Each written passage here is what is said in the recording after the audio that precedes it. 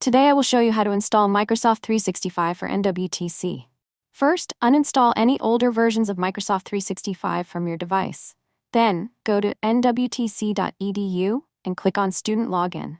Scroll down to the Technology Resources section and click on Microsoft 365. You can also access Microsoft 365 from your student portal at student.nwtc.edu or by using the app launcher found in the top left corner of any Microsoft 365 online app. Log in with your student ID number at nwtc.edu as your username. Then enter your password.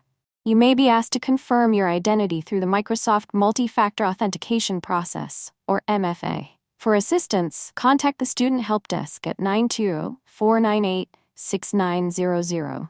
Once logged in, click on Install and More in the upper right corner.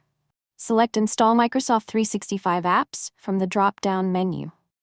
Then click on Install Office to download the Office Setup file. Open the file by double-clicking the pop-up in your internet browser or by locating the file in your Downloads folder. Follow the on-screen instructions. If asked, allow the installation to run and to make changes to your device. Do not turn off your computer or disconnect from the internet until a confirmation appears that your installation is complete. For more help, visit our Ask a Librarian website.